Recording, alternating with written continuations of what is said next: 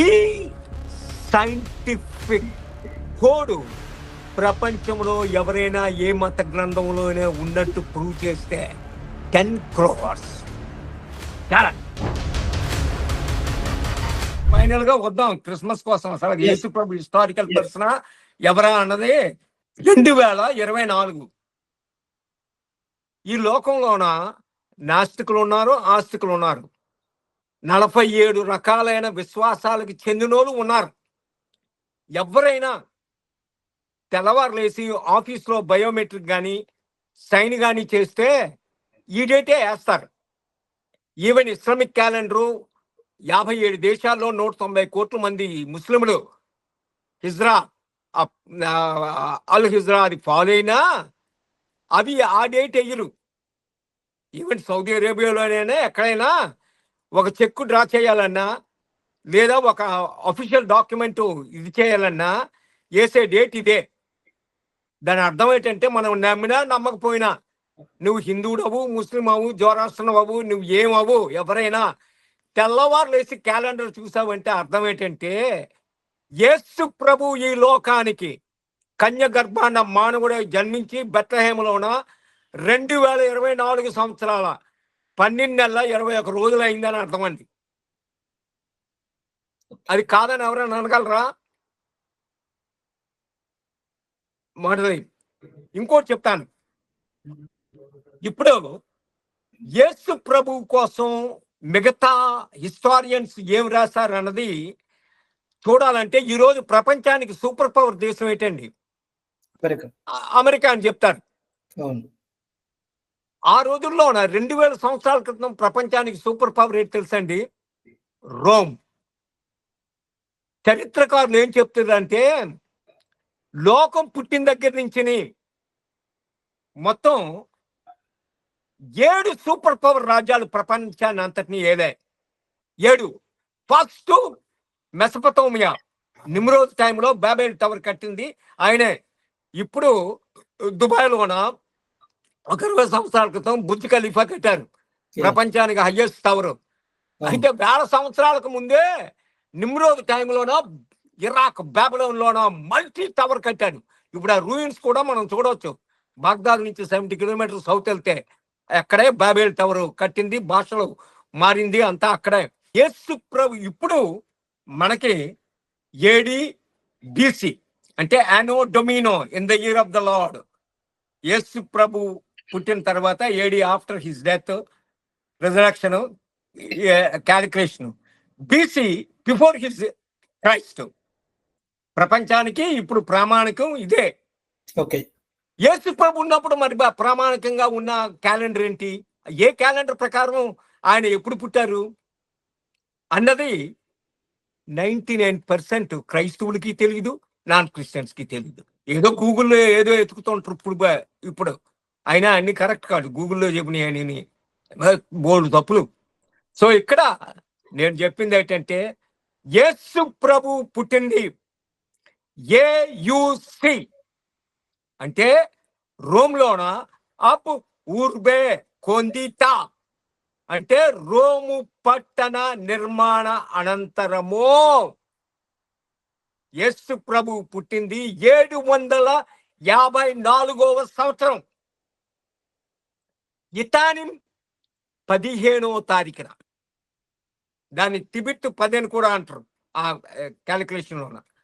ఇప్పుడు ఇది గ్రెగోరియన్ క్యాలెండర్కి వచ్చేసరికి, ఎందుకంటే జూయిష్కి 13 నెలలు ఉంటాయి,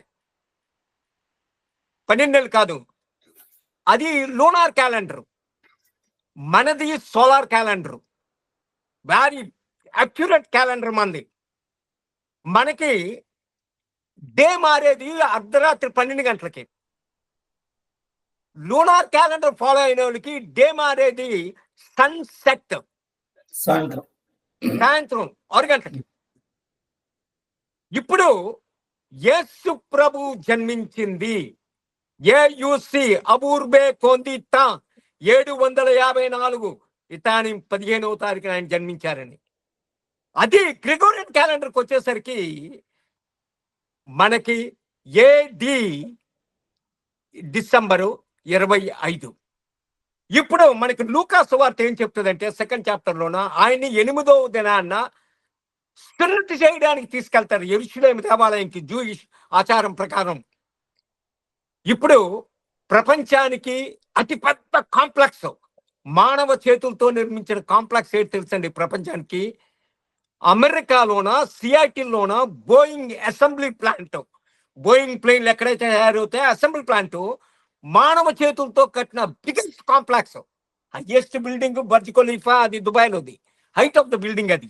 ఇది అలా కాదు, హ్యూజ్ కాంప్లెక్స్. 2000 సంవత్సరాల క్రితం ప్రపంచానికి అతిపెద్ద కాంప్లెక్స్ టెంపుల్ ఆఫ్ జెరూసలేం. 1925లోన అమెరికన్ సొసైటీ ఆఫ్ ఆర్కిటెక్చర్స్ యెరూషలేము దేవాలయాన్ని ఎస్టిమేట్ చేశారు ఎంత కాస్ట్ అని. చేస్తే యేసు ప్రభు కాలంలో ఉన్న దేవాలయాన్ని $1 ట్రిలియన్ అని చెప్పారు. 1 ట్రిలియన్ అంటే ఒకటి తర్వాత 12 సున్నాలు పెట్టాల. ఇప్పుడు ఇండియన్ రూపీస్ లో కావాలనుకుంటే 88 తర్వాత 12 సున్నాలు పెట్టాల.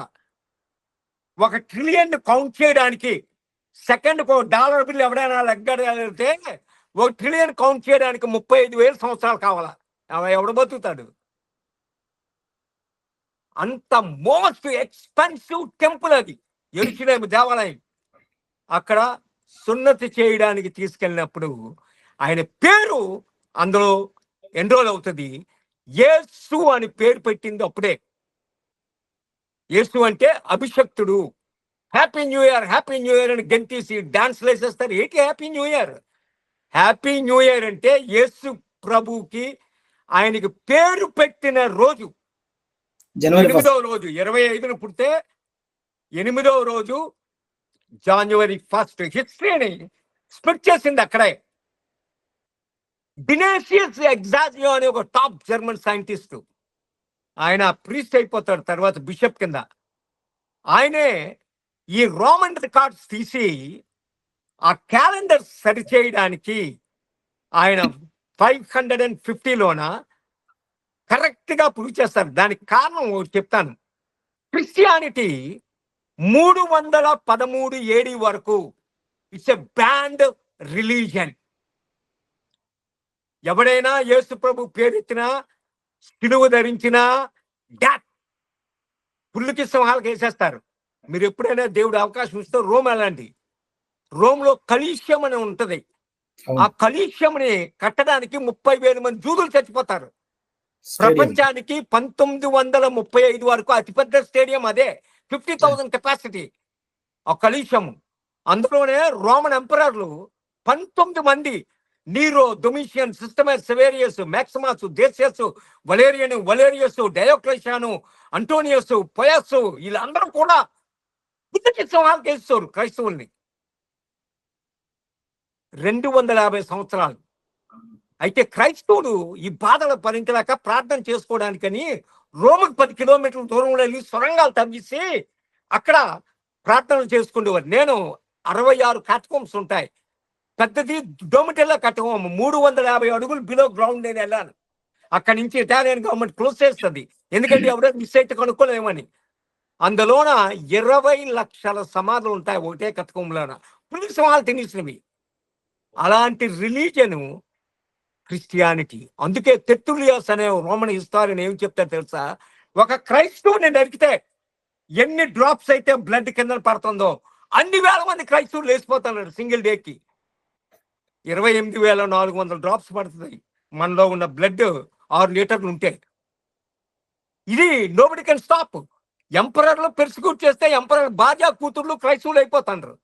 అందుకు ఎప్పుడైతే రోమ్ అంతా స్ప్రెడ్ అయిపోయిందో రోమన్ రాజ్యం అంతా క్రైస్తవులు 313లో మిలానా ఫెడిక్ట్ అని కాన్స్టంటైన్ మొట్టమొదట ఎడిక్ట్ చేస్తే under ground religion become official religion in 46 countries. అప్పటి నుంచే క్రిస్మస్లు, గుడ్ ఫ్రైడేలు, పునరుత్థానాలు సెలబ్రేట్ చేయడం మొదలుపెట్టారు. ఆ రోజున కొంతమంది ఏమంటారంటే అది సూర్యుని పండుగ, అదే రోజున యేసుప్రభు పండుగ పెట్టిస్తారని. కరెక్టే, అవునే. ఇప్పుడు మా అన్న కొడుకు వినాయక చవితి రోజు పుట్టాడు, అలాగని చెప్పి వినాయకుడు అని పేరు పెడతాను. ఆ రోజుల్లోనూ సూపర్ పవర్ ఏ రోజైనా అవ్వచ్చు. సో అక్కడ యేసు ప్రభు జన్మించింది ఫలానా రోజని ఫిక్స్ చేసి క్రిస్మస్ అనేది సెలబ్రేట్ చేయడం, గుడ్ ఫ్రైడే అనేది సెలబ్రేట్ చేయడం, ఈస్టర్ అనేది సెలబ్రేట్ చేయడం మొదలైంది 313 నుంచి. సో అందుకు ఇది యేసు ప్రభు ఈయన కాకన్ బుల్ స్టోరీస్ లో ఉన్న వ్యక్తి కాదండి, హిస్టారికల్ పర్సన్ ఆయన. ఒక్క నిమిషం శౌరి బాబు గారు, యెరూషలేం టెంపుల్లో యేసు ప్రభుకు పేరు పెట్టినటువంటి రికార్డు దొరికింది కాబట్టి డిసెంబర్ 25 జరుపుకోవాలంటే మీరు చెప్పిన దాన్ని బట్టి 8 days వెనక్కి వేసుకొని ఆ రోజు ఫిక్స్ చేశారు, అంతేనా? తెప్పించినటువంటి అతను మీరు చెప్పినటువంటి అతనికి దొరికింది. వాటికన్ ఆర్చిస్ లో ఉన్నాయండి అవన్నీ. ఇప్పటికీ ఉన్నాయా?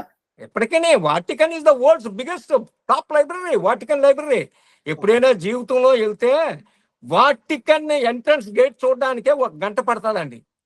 ఎందుకంటే ఈ 19 రోమన్ ఎంపరర్లు 250 సంవత్సరాలు ఎలాంటి టైప్ ఆఫ్ పనిష్మెంట్లు క్రీస్తువుని చంపడానికి చూడడానికే. వాటికన్ లో అడుగు పెడితే స్వర్గం ఇదేమో అనిపించేస్తుంది. అవన్నీ వాటికన్ సిస్టైన్ చాపల్ కానీ, వాటికన్ లైబ్రరీ కానీ, వాటికన్ మ్యూజియంలు, ఇవన్నీ టాప్. క్రిస్టియన్ యొక్క టోటల్ ఎవిడెన్స్ అంతా అక్కడ దొరుకుతుంది. ఓకే, ఫైనల్ గా మీరు కంక్లూజన్ కి వచ్చే ముందు డిసెంబర్ 25న యేసు ప్రభు పుట్టాడు అనేది మాత్రం వాస్తవం అంటారు మీరు? ఇప్పుడు అది కానీ తప్పైతే మీ డేట్ ఆఫ్ బర్త్, నా డేట్ ఆఫ్ బర్త్ 2 తప్పే. మన బర్త్ సర్టిఫికెట్లు అన్ని పారేసుకోవాలా. ఇప్పుడు భారతదేశానికి స్వాతంత్రం ఎప్పుడు వచ్చింది? 1947 ఆగస్టు 15. తప్పైపోద్ది. మహాత్మా గాంధీని గాడ్సే నాయక్ ఎప్పుడు చంపాడంటే 30 జనవరి 1948 అంటే తప్పైపోద్ది. గౌతమ్ బుద్ధుడు ఎప్పుడు పుట్టాడంటే తప్పైపోద్ది. అశోకుడు ఎప్పుడు రూల్ చేశాడంటే తప్పైపోద్ది. అలెగ్జాండర్ ఎప్పుడు చచ్చిపోయాడన్నా తప్పైపోద్ది. అన్ని తప్పైపోతాయి. హిస్టరీ అంతా తప్పే. డేట్లు డిసెంబర్ 25 తప్పైతే చరిత్రలో ప్రతిదీ తప్పే డేటే. ఇది Time magazine, world's leading magazine 94లో ఏం చెప్తా తెలుసా? హ్యూమేకర్ లేవి ఎప్పుడు కొడుతుంది జూపిటర్ని, 6 రోజులు బాగుతుంది. దానికి ముందు బైబిల్లో ఎక్కడ ఇదే ఉంది ఇవన్నీ. ఇది మరీ గ్రేటెస్ట్ షాకింగ్. ఇది గాస్పల్ ట్రూత్, బ్రిటిష్ మ్యాగజైన్స్. ఇది నీలామ్ సాంగ్ ఎప్పుడు తీతాడు, హిట్లర్ ఎప్పుడు సూసైడ్ చేసుకుంటాడు, cracking the God's code, British news పేపర్లు. ఇవేంటంటే ఈ 20th సెంచరీలో 2 గ్రేటెస్ట్ రీసెర్చ్ రైటర్స్ అండి. డాక్టర్ ఇవాన్ పానిన్ అనే రష్యన్ మ్యాథమెటిషియన్, జూ, పాప ఆయన బోనాగైన క్రిస్టియన్. ఆ రోజుల్లో కంప్యూటర్ లేవు. ఆయన 40 సంవత్సరాలు not 50 tons of paper use చేశాడండి క్యాలిక్యులేషన్స్ కోసం. క్యాలిక్యులేటర్ లేవు ఆ రోజుల్లోన. ఓన్లీ టు ఫైండ్ అవుట్ బైబిల్లో న్యూమరికల్ డిజైన్ ఉంది, అది కనుక్కోవాలని. అది ఎలాగుంది? ఆయన 1901లోన ఆయన అమెరికాకి ఇమిగ్రేట్ అయిపోయిన తర్వాత హెవార్డ్ యూనివర్సిటీలో మ్యాథమెటిషియన్ ఆయన ఒక ఛాలెంజ్ చేశాడు. నేను కనుగొన్న ఈ కోడ్, ఈ డిజైన్ తప్పనంటే $1 million. ఇప్పటి వరకు 1901లో చేసింది 124 సంవత్సరాలు అయిపోయినా ఎవరు దాన్ని క్లెయిమ్ చేయలేదు. What is the code in the Bible అని హీబ్రూ యూనివర్సిటీ ప్రొఫెసర్ ఎలియాహు రిప్స్ అని ఆయన 1978లోనో హీ షుక్ ద వరల్డ్. ఎలాగా కోడ్ ఉంది, ఈవెంట్స్, ఈ ప్రపంచంలో జరుగుతున్న ఈవెంట్స్ అన్ని ఎలా జరుగుతున్నాయి ఇవన్నీ, దాని మీదే ఒక అమెరికన్ ఆథర్ మైకిల్ రోసన్ అని బైబిల్ కోడ్ 2 వాల్యూములు తీసుకొచ్చాడు. ఎక్కడెక్కడ మహాత్మా గాంధీని గాడ్సే నాయక్ ఎలా షూట్ చేస్తాడో కూడా ఉంది లోన, బైబిల్ కోడ్ లోన. పైకి వచనాలు ఉండవు. ఆ వర్డ్స్ ని ఒక్కొక్కటి అంటే 7 సింపుల్ గా 5 minutes లో చెప్తాను. అది ఏంటంటే, ఇప్పుడు ఆదికాండం ఉంది, ఆదికాండంలో ఉన్న అధ్యాయాలన్నీ కూడా తీసిపారేసి, వచనాలు తీసిపారేసి, మొత్తం ఆదికాండాన్ని యాన్సెంట్ డేస్ లో ఎలాగైతే ఉండిదో అలా ఫీడ్ చేశాడు. చేసి దాన్ని 50 letters 1 2 3 4 5 6 7 అలాగా 50 కింద బిట్ కట్ చేశారు. అది కంప్యూటర్స్ తోటే పాసిబుల్, హ్యూమన్ గా మామూలు పాసిబుల్ కాదు. ఇప్పుడు మొత్తం ఆదికాండం అంతా కూడా 50 లెటర్స్ స్క్వేర్ బిట్లు ఇలాగా సపరేట్ అయ్యాయి. ఇప్పుడు ఎలియాహు చేసింది ఏంటంటే, ఆది కాండంలోన in the beginning God created heaven and earth ఉందనుకో, ఆదిలో దేవుడు భూమి ఆకాశములు సృజించెను అన్నది. ఆ ఆది అన్నది 1 తీశాడు. 1, 2, 3, 4, 5, 6, 7 వచనం మళ్ళీ 7వ లెటరు అది తీస్తాడు. మళ్ళీ 14వ లెటరు అది తీస్తాడు. 21వ లెటరు అది తీస్తాడు. 28వ లెటరు అది తీస్తాడు. అలాగే ఎవ్రీ 7th లెటర్ కి ఒక లెటర్ తీసి ఇది జాయిన్ చేసినప్పుడు ఒక ఇన్సిడెంట్ వచ్చేస్తుంది. ఇలాగనమాట. ఈ లెటర్ తీసినప్పుడు ఇవి 7th వర్డ్ ఇలా తీసినప్పుడు అందులో ఏమంటది, ఇస్సాక్ రబీన్ అని వచ్చింది ఒక దగ్గర. అప్పుడు ఇస్సాక్ రబీనే ప్రైమ్ మినిస్టర్. ఇస్సాక్ రబీన్ తర్వాత అదే లెటర్స్ ని క్రాస్ తీయడం మొదలు పెట్టాడు. 1, 2, 3, 4, 5, 6, 7వది, 1, 2, 3, 4, 5, 6, 7వది అది తీసినప్పుడు అసాసిన్ విల్ అసాసినేట్ అని వచ్చింది. అంటే ఎవరో ఒకడు ఇస్సాక్ రబీన్ని చంపుతాడు అని వచ్చింది. మళ్ళీ మ్యారేజ్ కిందకి తీసినప్పుడు అమీర్ అని పేరు వచ్చింది ఆడిది.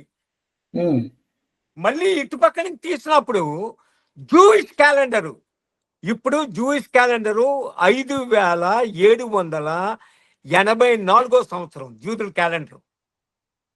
మనకి 2024 కదా, జూదులకి 5784th ఇయర్. ఆ జూదుల క్యాలెండర్ ప్రకారం ఆ డేట్ వచ్చింది. వీడికి బతిపోయింది, డేట్ రా ఎలాగొస్తుందని. దానికి ఇమ్మీడియట్ గా ఎలియాహు రిప్స్ని అడిగాడు, సార్ ఈ సాఫ్ట్వేర్ నాకు అమ్ముతారా అని అడిగాడు. నేను అమ్మడం ఏంటి, I give you free, you take అని వీడు తీసుకెళ్ళిపోయాడు. ఆ సాఫ్ట్వేర్ని తీసుకెళ్ళిపోయి ఎతకడం మొదలు పెడితే ఇంకో దగ్గర కూడా నిర్గమ కాండంలో కూడా ఇస్సాక్ రబీన్ పేరు కనబడుతుంది. మళ్ళీ తీస్తే అమీర్ పేరు కనబడుతుంది, అసాసిన్ విల్ అసాసినేట్ అని కనబడుతుంది, తేదీ కనబడుతుంది, టెల్ అవీవ్ అని కనబడుతుంది.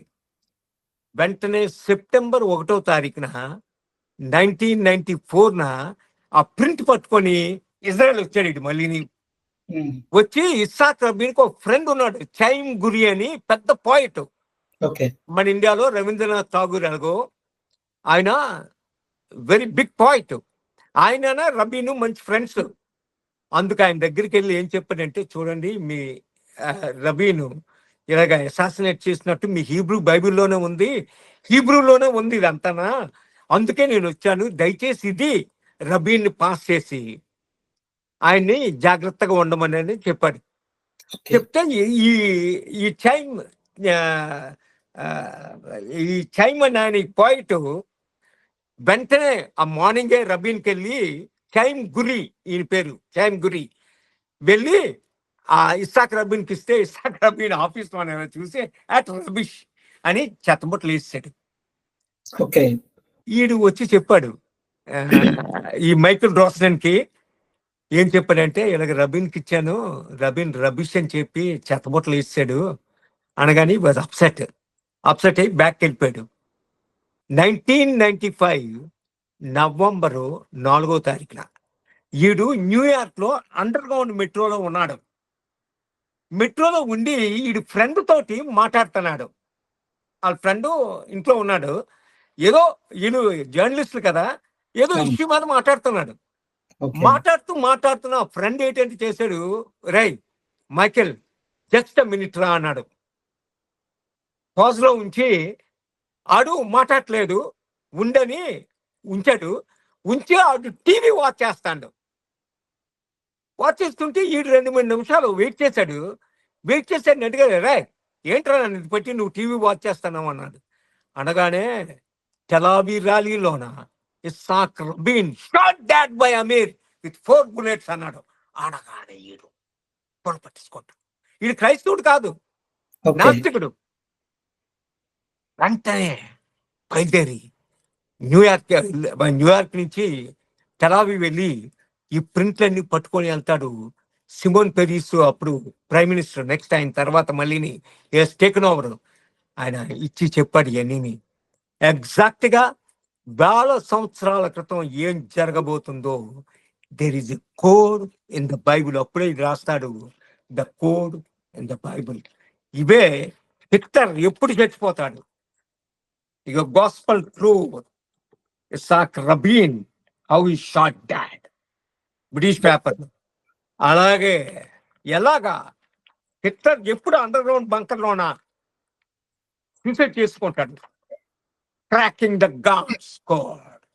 ఈ సైంటిఫిక్ కోడ్ ప్రపంచంలో ఎవరైనా ఏ మత గ్రంథంలోనే ఉన్నట్టు ప్రూవ్ చేస్తే 10 crores ఛాలెంజ్. శౌర్యబాబు గారు 10 కోట్లు ఛాలెంజ్ కి Yes. సిద్ధం. నా కెపాసిటీని బట్టే చెప్తాను. ఓకే, దేవుడి దయ వల్ల ఏమన్నా టెల్లింగ్ లై సింప్లీ నోట్ మాట. అదే నేను మళ్ళీ ఒకసారి రిపీట్ ఎందుకు చేస్తున్నానంటే చూసే వ్యూవర్ కి మళ్ళొక స్పష్టత. బైబిల్ కి సంబంధించినటువంటి అంశాలలో లోపాలు ఉన్నాయని. సైంటిఫిక్ గా, హిస్టారికల్ గా, ఆర్కలాజికల్ గా ఓకే, ఈ 3 నేను ప్రూవ్ చేస్తాను. బైబిల్లో ఏ బిట్ అయినా అలాంటిది ఏ మత గ్రంథాల్లో ఉన్నట్టయితే ప్రూవ్ చేస్తే 10 crores. ఓకే, వెల్ శౌర్యబాబు గారు మీరు చాలా విషయాలు పంచుకున్నారు. మరొకసారి వీలుంటే మనం ఇట్లాంటి అంశాలన్నిటి మీద కూడా మరొక ఇంటర్వ్యూ ప్లాన్ చేద్దాం. మీకున్నటువంటి అనుభవం కావచ్చు, మీరు చదివినటువంటి హిస్టారికల్ బుక్స్, మీరు తిరిగినటువంటి దేశాల్లో మీరు కనుక్కున్న అంశాలు కూడా ఇచ్చే ప్రయత్నం చేద్దాం. మొత్తం మీద చూస్తే డిసెంబర్ 25న జీసస్ క్రైస్ట్ జన్మించారు. ఆయన కేవలం పురాణ పురుషుడు కాదు, ఆయన చారిత్రాత్మక పురుషుడు.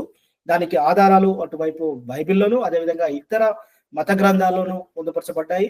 అదే రీతిగా హిస్టారికల్ గా చూసినా లేదా జాగ్రఫికల్ గా అక్కడ తవ్వకాల్లో కావచ్చు, చారిత్రాత్మక ఆధారాల్లో ఆయన గురించి రాయబడ్డది అనేది శౌర్యబాబు గారు చెప్తున్నది. మరిన్ని విశేషాలతో, మరిన్ని వార్తా కథనాలతో, అదే రకంగా ఇలాంటి ఆధ్యాత్మిక సంబంధమైన విషయాలను కూడా మీకు పరిచయం చేస్తూ ముందుకు వెళ్తుంది ఏబీపీ దేశం. చూస్తూనే ఉన్న ABP Desam. Thank you very much. Thank you Shauryababu గారు. థ్యాంక్స్ అండి సుధాకర్ గారు. థ్యాంక్ యూ వెరీ మచ్ అండి.